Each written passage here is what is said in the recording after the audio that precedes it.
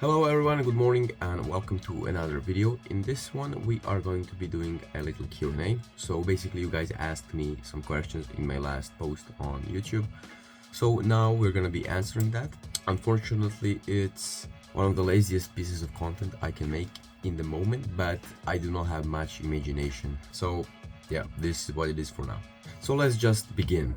First question, is it true that bent arm strength is incommensurable with straight arm strength? If so, why are axillary push-ups an exercise that requires you to bend the arms so effective for building overall glide strength? That's a pretty good question, honestly. First of all, they are not incommensurable, although I have no idea what incommensurable means. I have to Google it. Secondly, you will almost always be better with doing something more specific. So if your goal is getting better at isometrics, you'll most likely be a little bit better off working most of the time on isometric progressions and exercises, alright? When you do dynamic movements, you are improving your ability to exert force through a movement, and when you train isometrics, you are improving your ability to exert force in a static position. But yeah, you have to teach your body exactly what you want it to do, and that takes time and patience.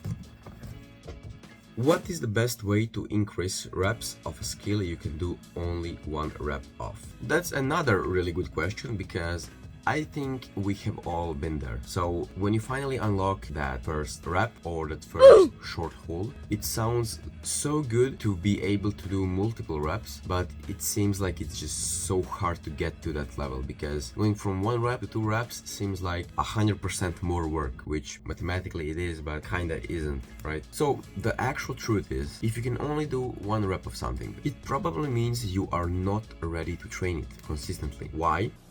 Because you simply cannot accumulate enough volume with that progression to make you progress. So let's take a scenario. If you can do 1 front lever pull-up, I probably or most definitely wouldn't do singles. If you are a gifted athlete, you might get away with that because you're gonna respond to everything, but most people are not, alright? I would do the same things that got you to the first rep to begin with. So just easier variations, making sure you have some margin and that you are working through them, right? To answer your question, to go from a single to a double, just do the same things that got you to the single. Just a little bit harder, progressive overall. If I can only do handstand push-ups with an arched back coming up, Am I better off doing negatives plus holds till I'm strong enough, or should I continue with the bad form?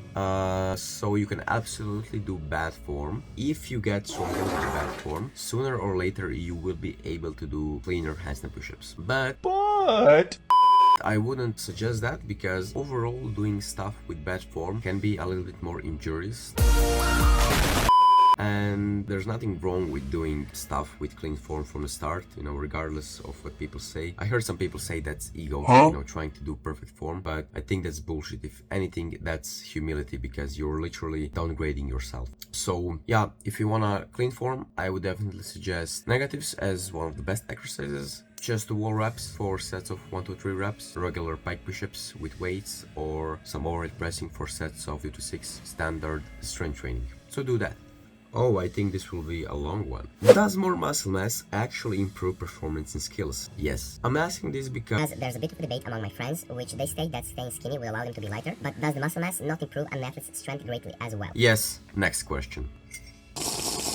But let me just try to elaborate. Muscle mass in specific areas you need for skills greatly improves, or at least potentiates, your ability to perform the skills later on or even immediately. Being skinny will allow you to stay lighter, that's true, but who said that lighter is better? Not really. After a certain limit, you're just going to feel really fragile, and your relative strength ratio will actually suffer because of that. Now, I know that most Cali athletes are light and very small, but that is just because they can afford it. They do not need as much muscle mass to perform, because there's not a lot of weight to carry. But if you look at somebody like me, or doesn't have to be me, can be any other guy who's near 80 kgs like Rafael Paz or Mateusz from Poland, all of these guys, you're gonna notice that they have a fuck ton of muscle. So yeah, you have to understand that muscle is fundamentally the tissue, the thing that produces force, strength. There is a component of nervous system, of course, obviously, and the connective tissues, but without muscle, none of it is possible.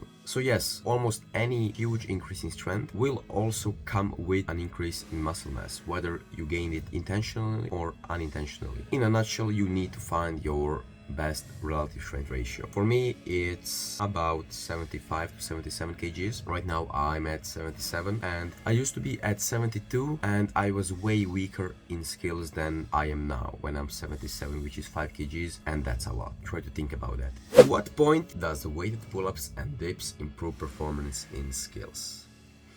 Ian Barsicle fans are going to love this. So that's a tough question because I don't really think there's a clear point. I do not think that dips are useful for skills. The only thing you get from dips is some front delt growth, which can help you with pushing skills later down the line. But the return on investment for skills when you do dips is, I think, very low and it's totally skippable. On the other hand, contrary to the popular belief, I think weighted pull-ups are really good for pulling skills, almost any pulling skill. Whenever somebody with a high pull-up 1 rep max comes to me for coaching, I know that it's not going to take him more than a couple of months to get him to the front lever. It's just always the case. So I found a really high correlation with pull-up 1 rep max and somebody's ability to do a front lever. Almost the same thing with the front lever pull-ups. Front lever pull-up is really hard because you need to explosively contract your lats from the position where your lats is already shortened. If you think about it, it's a super hard shit. But yeah, my point is, if you can pull a high percentage of your body weight on a pull-up, maybe up to 80 to 100%, you may lack a lot of things, but power is not one of them. So yeah, I use weighted pull-ups as a pretty standard accessory in my training, yeah, obviously, but also for my clients,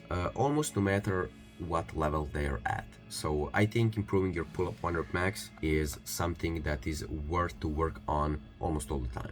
Okay, some coaches or athletes might disagree, but it's just my way of doing things and you're allowed to not agree. Opinion on training with bad form. So it can totally work. If you build a very good base with bad form, you will not have as many issues with transitioning into the good form, although that might hit your ego a little bit in the beginning. The thing is, for most people, that's not the best solution. First reason is because it's not safe to do bad form, at least not as safe as good form. Second, some people really, if they learn wrong activations from the beginning, it's not as quickly for them to transition. For you or me, it could be fast because we are gifted motherfuckers, but most people are not, and we just do not understand that. And the second thing is, when you say bad form, it usually means progression that is so hard that you cannot do it properly. It sounds like a lot of ego, and you would probably benefit a little bit more from doing an easier progression and just improving it. I don't see a reason why would you center your training around attempts and bad form. I'm at 15 seconds advanced tuck front lever.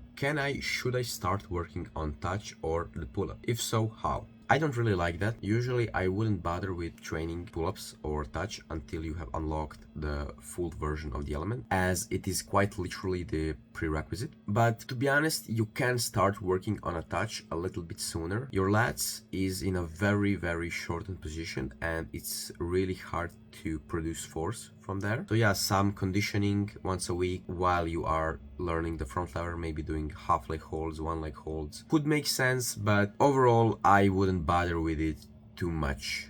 When should I move on to a harder variation of progression of planche or front lever? That's a good question. I can't really answer that correctly, but I would say once you can do the harder progression for 5 to 6 seconds is when you can start training it. Because once you can do harder progression for 5 to 6, you can start doing it for sets of around 3 seconds. That's how I would look at it instead of how many seconds I need to reach. Although for a lot of variations, I have noticed that 12 is pretty good. Alright guys, that will be all from today's Q&A.